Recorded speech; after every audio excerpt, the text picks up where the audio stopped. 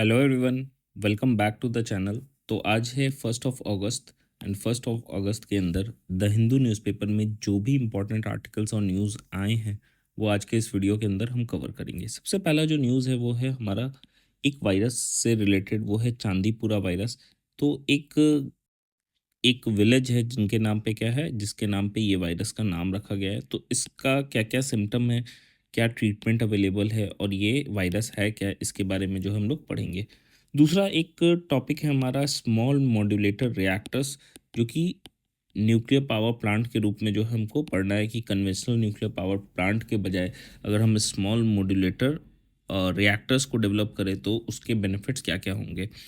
तीसरा है कि रिसेंटली बजट के ही अंदर क्या है कि जो इंडेक्सेशन होता है लॉन्ग टर्म कैपिटल गेन्स का, उसको क्या है डिस्कार्ड कर दिया गया है कि भाई अब जो है वो इंडेक्सेशन जो है नहीं किया जाएगा। तो ये इंडेक्सेशन होता क्या है उसको हम लोग देखेंगे, एंड अगर ऐसा नहीं किया जाएगा तो उसका क्या लॉस है वो चीज़ को जो है हम लोग देखेंगे कि क्या क्या चीज़ें उसके अंदर। फिर एक ऑर्गेनाइजेशन है न्यूज़ में जिसको हम लोग जानते भी है, हमास है, जो कि इसराइल और पैलेस्टीन के बीच के कॉन्फ्लिक्ट में ये ऑर्गेनाइजेशन काफ़ी चर्चे में रहता है। तो आइए स्टार्ट करते हैं आज के इस लेक्चर को। सबसे पहला जो है वो है कि महाराष्ट्र के अंदर एक गांव है, एक विलेज है जिसके नाम पे ये वायरस जो है वो रखा गया है, जिसको चांदीपुरा वायरस कह रहे हैं। असल में ये है क्या, तो देखते हैं हम लोग थोड़ा। चांदीपुरा वायरस की अगर हम बात करें तो it is a member of rhabdoviridae family. तो रैप्डोवायरिडी फैमिली का ही मेंबर है, and western central and southern part of country में काफ़ी ज़्यादा क्या है आउटब्रेक आज के डेट में हमको देखने को मिलता है, specially during monsoon season. Main अगर हम ट्रांसमिशन की बात करें तो वेक्टर से ही ट्रांसमिशन है, जैसे कि सैंड फ्लाइज हो गया, टिक्स हो गया। और इसको सिर्फ और सिर्फ क्या है वेक्टर से ही कंट्रोल जो है इसका किया जा सकता है कि अगर हम वेक्टर को कंट्रोल करेंगे तो ये डिजीज़ को हम जो है कंट्रोल कर सकते हैं। मेनली ये इफेक्ट क्या करता है तो सेंट्रल नर्वस सिस्टम को, जिसके कारण इंसेफ्लाइटिस होता है। एंड इंसेफ्लाइटिस का मतलब क्या होता है कि जो ब्रेन के एक्टिव टिश्यूज़ होते हैं उनमें इन्फ्लामेशन हमें देखने को मिलता है, ठीक है।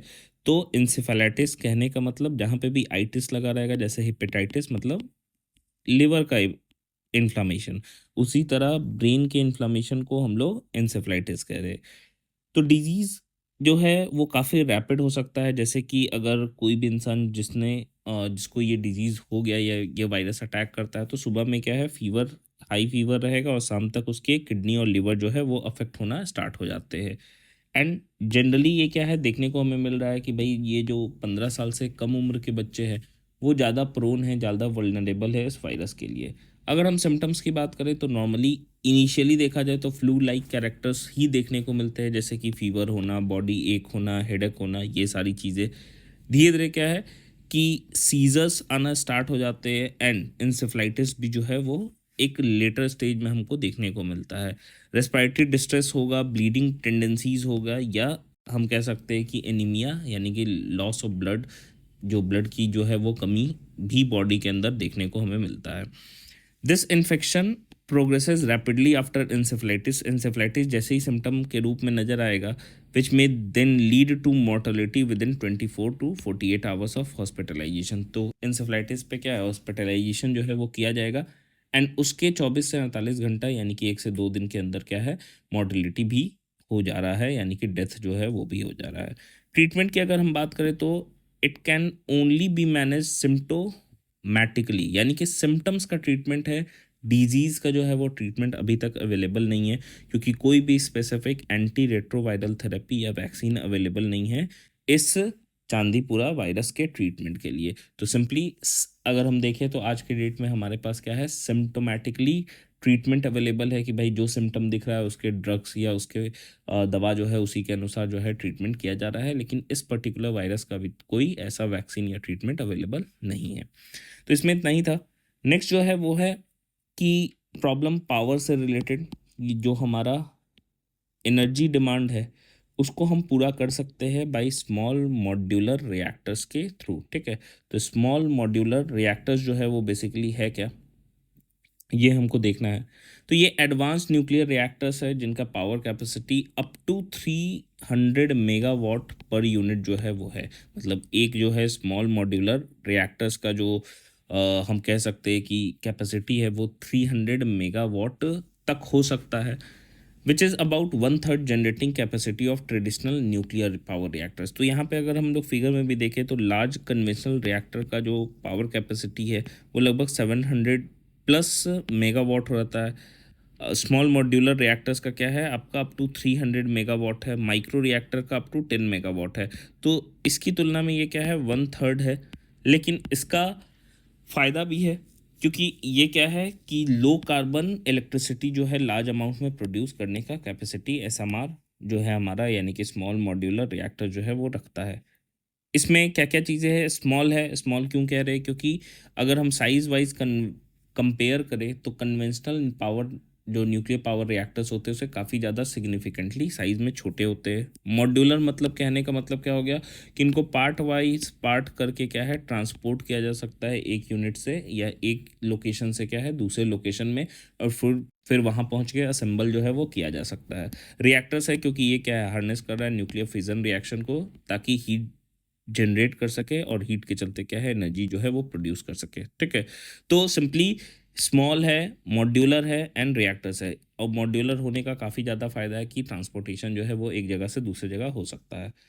अगर हम इसके डिज़ाइन की बात करें तो their design incorporate enhanced safety features reducing risk of uncontrolled radioactive material release। तो कन्वेंशनल जो रिएक्टर्स होते हैं उनमें लीकेज का जो है वो खतरा रहता है जो कि इसमें काफ़ी ज़्यादा कम है। इन्हांस सेफ्टी मेजर्स जो है या फीचर्स अवेलेबल है इसके अंदर। SMRs are designed to operate for 40 to 60 years with capacity factors exceeding 90%। तो 40 to 60 ईयर्स जो है इसका लाइफ जो है वो रहता है एंड 40 से 60 साल तक क्या है कैपेसिटी 90% से ज़्यादा जो है वो रहेगा। अगर हम एडवांटेजेस की बात करें तो reliable low carbon electricity source है कि ओवरऑल अगर हम देखें क्योंकि दिन पर दिन प्रोडक्शन जो है या जो नीड है इलेक्ट्रिसिटी का वो बढ़ रहा है। 2050 तक माना जा रहा है कि 80 to 150% जो है वो अभी की तुलना में नीड जो है इलेक्ट्रिसिटी का बढ़ जाएगा। एंड उस समय एक रिलायबल सोर्स हो सकता है 24/7 लो कार्बन इलेक्ट्रिसिटी का हमारा एसएमआरस। ठीक है, this is crucial for achieving grid reliability and reducing cost in decarbonised electricity system. तो इससे क्योंकि ये क्या है जो लो कार्बन इलेक्ट्रिसिटी सोर्स के रूप में काम कर रहा है तो हमारा जो गोल भी है कि कार्बन जो एमिशन है वो कम हो सके, मिनिमाइज हो सके, उसके लिए भी जो है वो काफ़ी रिलायबल सोर्स है। मिनिमाइज लैंड एक्विजिशन चैलेंजेस क्योंकि एक अगर हम देखें कन्वेंशनल न्यूक्लियर पावर प्लांट के लिए तो काफ़ी ज़्यादा बड़े साइज़ में लैंड जो है एक्वायर करना पड़ता है, जबकि स्मॉल मॉड्यूलर रिएक्टर्स के लिए क्या है आपका लैंड जो साइज़ है क्योंकि कंपेरेटिवली साइज़ छोटा है तो लैंड का एक्विजिशन भी जो है वो कम करना पड़ेगा। अल्टरनेटिव टू क्रिटिकल मिनरल्स क्योंकि क्रिटिकल मिनरल जैसे लिथियम आयन बैटरीज है उसका अल्टरनेटिव सोर्स हो सकता है क्योंकि वो क्या है लिमिटेड है एंड न्यूक्लियर फिजन रिएक्शंस को हम क्या है कि बहुत ज़्यादा जो है वो प्रोड्यूस कर सकते हैं। SMRs offer an alternative as they require low enriched uranium. तो लो एनरिच्ड यूरेनियम जो है वो अगर हम देखें तो एज अ फ्यूल के रूप में क्या है इस्तेमाल हो सकता है आपका, मतलब इसमें यूज़ जो है वो किसका होता है low enriched uranium which is more widely distributed than critical minerals. तो क्रिटिकल मिनरल्स की तुलना में बहुत ज़्यादा क्वांटिटी में या वाइडली डिस्ट्रीब्यूशन जो है वो यूरेनियम का है, लो एनरिच्ड यूरेनियम का, जो कि एज अ फ्यूल जो है यूज़ होता है एसएमआरस के अंदर। Integration with India's energy strategy, और इंडिया का जो एनर्जी स्ट्रैटेजी है कि 2070 तक 2070 तक नेट ज़ीरो एमिशन जो है अचीव करना है, तो वो तभी संभव होगा जब हम लो कार्बन फ्यूल के ऊपर क्या है शिफ्ट करेंगे। तो ये क्या है एक अच्छा हमारे लिए अल्टरनेटिव जो है वो हो सकता है। India central electricity authority envisions SMRs as a crucial element in meeting electricity demands while private sector investment including public private partnership are vital for expansion. तो इसमें पीपीपी जो मॉडल है उसको क्या है काफ़ी हद तक हम यूज़ कर सकते हैं। एंड अगर हम लार्ज स्केल पे ये यूज़ करेंगे तो इंडिया का जो गोल है विज़न है 2070 तक नेट ज़ीरो एमिशन को अचीव करना वो संभव हो सकता है। नेक्स्ट अगर हम देखें तो डिस्कार्डिंग किया गया है, मतलब डिस्कार्ड किया गया है एक तरीके से जो इंडेक्सेशन होता है एलटीसीजी का। एलटीसीजी कहते हैं लॉन्ग टर्म कैपिटल गेन्स। ठीक है, और ये है क्या सिंपल सा चीज़ इसका स्टोरी समझो कि मान लो कि तुमने 2000 के अंदर क्या है कि आपने एक ज़मीन खरीदी 10 लाख रुपए में। ठीक है, और आपने 20 के अंदर उस ज़मीन को 20 साल के अंदर क्या है, आपने उसका उस एरिया का वैल्यूएशन बहुत ज़्यादा बढ़ गया, आपने 10 लाख की ज़मीन जो है वो 1 करोड़ में बेच दी। इतना ज़्यादा वैल्यूएशन जो है उस एरिया, क्योंकि डेवलपमेंट हुआ, अपने मतलब एकदम ही आउटर एरिया में शहर के ज़मीन खरीदा था 10 लाख रुपए में, और अब 1 करोड़ रुपया हो गया। अगर हम नेट प्रॉफिट देखें तो भाई आपने जो इन्वेस्ट किया था 1 लाख रुपए, और आपने जो बेचा वो क्या है 1 करोड़ में, तो 90 लाख। तो अगर हम नेट प्रॉफिट देखें तो 90 लाख रुपया तो नहीं है। क्यों? क्योंकि उस समय का वैल्यूएशन अलग था, उस समय का इन्फ्लेशन भी तो हम काउंट करेंगे कि भाई उस समय महंगाई भी तो उतनी थी, उतनी ही कम सैलरी थी, तो 1 लाख 10 लाख रुपए इन्वेस्ट किया गया। आज सीधे हम कट टू कट क्या है 90 लाख तो इसको कंसीडर नहीं कर सकते। तो इसी में क्या है, इंडेक्सेशन इस्तेमाल किया जाता है। इंडेक्सेशन मतलब कि ये जो लॉन्ग टर्म कैपिटल गेन्स हुआ आपको कितने का भाई 90 लाख रुपए का, ये क्या है, इसको इंडेक्स किया जाएगा, मतलब इसको इन्फ्लेशन के साथ क्या है, मतलब इंडेक्सेशन इसका होगा कि भाई कैलकुलेट किया जाएगा उस बेसिस पे कि उस समय महंगाई कितनी थी और आज के डेट में महंगाई कितना है। इस बिना पे नहीं किया जाएगा कि आपको नेट प्रॉफिट कितना हुआ 90 लाख। तो इसी को क्या है, इसी को हटाया गया है कि इंडेक्सेशन का जो प्रोसेस है इसको हटाया गया है, एंड उस बेसिस पे क्या है टैक्सेशन जो है वो किया जाएगा। तो अबाउट इंडेक्सेशन यही चीज़ है कि it is the process of adjusting the original purchase price of an asset or investment in order to neutralize the impact of inflation on it. Inflation reduces the value of money over time, and therefore, when an asset is sold or an investment is redeemed, indexation helps in arriving at the cost of acquisition with the impact of inflation over the holding period factored in. अगर हम cost of acquisition thus arrive at is called as indexed cost of acquisition. तो cost of acquisition जो finally indexation के बाद होता है उसी को हम लोग इंडेक्स्ड कॉस्ट ऑफ एक्विजिशन कहते हैं। ठीक है। Indexation is an efficient way of preventing draining of your returns on investments in the form of taxes. तो आपने मान लो 90 लाख पे टैक्स जो दिया वो बहुत ज़्यादा हो गया ना, तो उस बेसिस पे आपका टैक्स सेविंग के रूप में क्या है इंडेक्सेशन जो है वो किया जाता है। What is capital gains tax? अब है क्या, indexation is applicable to long term investment which include debt fund and other asset classes. Indexation helps in adjusting the purchase price of the investment. अब ये capital gain tax है क्या? A capital gain tax is a tax imposed on the sale of an asset. It is calculated as the difference between the sale price of the property and its purchase price. तो simple ये capital gain tax जो है इस पे लगाया जाएगा कि भाई आपने 90 लाख रुपए का क्या है प्रॉफिट कमाया, जिसको क्या है कि एक रूप में आपने कैपिटल को जो है वो गेन किया। Any gain or loss incurred from the sale of a house property may be subject to tax under the capital gains head. Types अगर हम देखें तो depending on the period an asset is held with the owner, there are two types जो है, एक short term capital gain होता है, दूसरा लॉन्ग टर्म कैपिटल गेन हो सकता है। तो लॉन्ग टर्म कैपिटल गेन जो है वही क्या है कि उसी का जो है इंडेक्सेशन वो उसको हटाया गया है। तो the changes in the long term capital gain tax resign, particularly the withdrawal of the indexation benefit, has emerged as one of the contentious decision announced in the union budget 2024-25।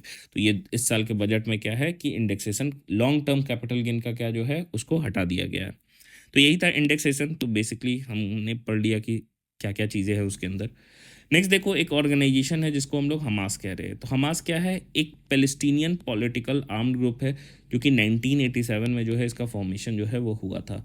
Main चीज़ क्या था कि जो Israeli occupation था उसी के against क्या है कि ये ऑर्गेनाइजेशन का फॉर्मेशन हुआ था। अगर हम हिस्ट्री की बात करें तो 1987 में ये फॉर्म किया as an offshoot. Egypt का मुस्लिम ब्रदरहुड जो है वो ऑर्गेनाइजेशन का एक ऑफ सूट था जिसने नाम रख लिया हमास। ठीक है। एंड मेन इनका क्या था, एजेंडा को अचीव करना थ्रू वायलेंट जिहाद, जिहाद के थ्रू क्या है अचीव करना अपना एजेंडा, यानी कि जो पैलेस्टीनियन लैंड है उस पर इसराइल का ऑक्यूपेंसी जो है उसको हटा देना पूरी तरीके से। It gain popularity as a resistance movement against Israeli occupation and Fatah. जो इजरायली ऑक्यूपेशन ऑफ फतह जो है उसको उस समय क्या है कि उस समय इस ये काफ़ी पॉपुलर जो है वो हमास एज एन ऑर्गेनाइजेशन हो गया। यूनाइटेड स्टेट ने हमास को एक टेरर ऑर्गेनाइजेशन जो है वो 1997 से जो है वो डिक्लेयर किया। और भी अदर कंट्री जैसे इज़राइल है या मोस्ट ऑफ यूरोप जो है उन्होंने भी हमास को क्या है कि एक टेरर ऑर्गेनाइजेशन के ही रूप में क्या है मानते हैं। अगर हम आइडियोलॉजी की बात करें तो हमास बिलीव करते हैं कि कोई भी लैंड जो है फ़लस्तीन का वो कॉम्प्रोमाइज़ नहीं किया जाएगा, कोई भी शेयर नहीं किया जाएगा। हमास जो है वो रिजेक्ट करते हैं कि भाई हम जो है वो कंप्लीट लिबरेशन करेंगे फ़लस्तीन का। मतलब जो टू स्टेट थ्योरी है उसको क्या है, हमास जो है वो बिल्कुल ही नहीं मानते हैं। अगर हम इज़राइल फ़लस्तीन कॉन्फ्लिक्ट कॉन्फ्लिक्ट को देखें तो इसका एक डीप हम देख सकते हैं। जैसे इज़राइल फ़लस्तीन कॉन्फ्लिक्ट जो है वो लॉन्ग स्टैंडिंग जियोपॉलिटिकल डिस्प्यूट है over territory and self determination in the middle east. अच्छा, स्टार्टिंग पॉइंट कहाँ से है? अगर हम बिगनिंग की बात करें तो यूएन ने अडॉप्ट किया था रेजोल्यूशन 181 को, जो कि पार्टीशन प्लान था 1947 में। स्टेट ऑफ इसराइल जो है वो क्रिएट होता है 1948 में, जहाँ से ही पहली बार क्या है कि ये माइंड में सबके आ जाता है कि इसराइल जो है अब एक स्टेट के रूप में जो है वो उभर गया है, और कहाँ पे है, पैलेस्टीनियन लैंड पे। फिर अरब इजरायली वॉर होता है जिसमें इसराइल जो है वो जीत जाता है, पैलेस्टीनियन को डिस्प्लेस किया जाता है। डिवीज़न होता है टेरिटरी का, स्टेट ऑफ इसराइल के रूप में, वेस्ट बैंक के रूप में एंड गाज़ा स्ट्रिप के रूप में। इनिशियल टेंशंस की एंड कॉन्फ्लिक्ट्स की बात करें तो 1956 से लेकर 1979 तक हुआ था, जहां जो स्यूज़ क्राइसिस है वो हमें देखने को मिला। फिर क्या है, इजरायली इन्वेजन हुआ सिनाई पेनिनसुला का 1956 के अंदर। 6 डे वॉर होता है 1967 के अंदर, जहां इसराइल जो है वो कंट्रोल ले लेता है जीत के सिनाई पेनिनसुला का, गाज़ा स्ट्रिप का, वेस्ट बैंक का, ईस्ट जेरूसलम का एंड गोलन हाइट्स का। फिर कंट्रोवर्सी भी है जेरूसलम का एज अ कैपिटल। इसराइल का व्यू क्या है कि जो इसराइल का कैपिटल है वो कंप्लीट एंड यूनाइटेड जेरूसलम है। पैलेस्टीनियन जो है वो कहते हैं कि ईस्ट जेरूसलम जो है वो उनका फ्यूचर कैपिटल है, कि मतलब जब वो इसराइल से वो पार्ट ले लेंगे तो उनका फ्यूचर कैपिटल जो है वो क्या होगा, तो ईस्ट जेरूसलम होगा। योम किप्पुर वॉर 1973 में, जो कि सरप्राइज अटैक था इजिप्ट एंड सीरिया का। कैंप डेविड अकॉर्ड्स, उसी के अगेंस्ट जो है वो इजिप्ट और इसराइल के बीच जो है वो होता है अकॉर्ड 1979 में। तो 73 में सरप्राइज अटैक हुआ, उसके 1979 में इजिप्ट और इसराइल के बीच का एक अकॉर्ड जो है वो साइन होता है। फिर है इंतिफादा, जो अरबिक वर्ड है शेक ऑफ के लिए। तो फर्स्ट इंतिफादा जो है 1987 से 1993 के बीच हुआ। It led to the foundation of Hamas in 1987। तो 1987 में हमास बना, which is a Palestinian political party designated as a foreign terrorist organization by US. तो असल में क्या है, ये पैलेस्टीनियन का पॉलिटिकल पार्टी था जिसको यूएस ने टेरर ऑर्गेनाइजेशन के रूप में जो है डिक्लेयर कर दिया। रेस्पॉन्स अगर हम बात करें तो इसी फर्स्ट इंतिफादा का रिस्पॉन्स हुआ कि मैड्रिड कॉन्फ्रेंस होता है 1991 के अंदर, जहां यूएस और रसिया भी रहता है, चेयर करता है। सेकंड इंतिफादा की अगर हम बात करें तो 2000 से लेकर 2005 के बीच हुआ।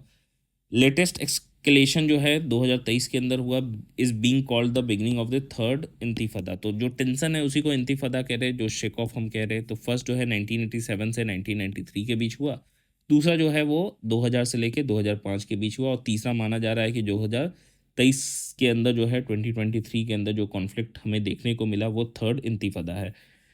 एंड इसी के बाद पहली बार क्या है कि ऑस्लो अकॉर्ड जो है वो साइन होता है, जिसको मीडिएट यूएस करता है।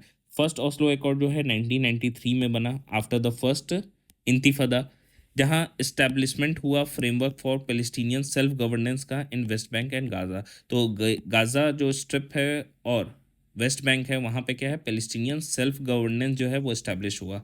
दूसरा, enabled mutual recognition between Israel and Palestine. तो इसराइल और फ़लस्तीन जो है एक दूसरे को क्या है, म्यूचुअली रिकॉग्नाइज उन्होंने किया। सेकंड अगर हम देखें तो सेकंड ऑस्लो अकॉर्ड है, जो कि एक्सपेंडेड वर्जन है ऑस्लो फर्स्ट अकॉर्ड का 1995 के अंदर। It mandated complete Israeli withdrawal from several cities and towns in West Bank. तो यहाँ पे क्या है, सेकंड जो ऑस्लो अकॉर्ड हुआ उसमें एक तरीके से बोला गया कि इसराइल जो है फोर्सेस वो वेस्ट बैंक से कंप्लीट विड्रॉ करे खुद को।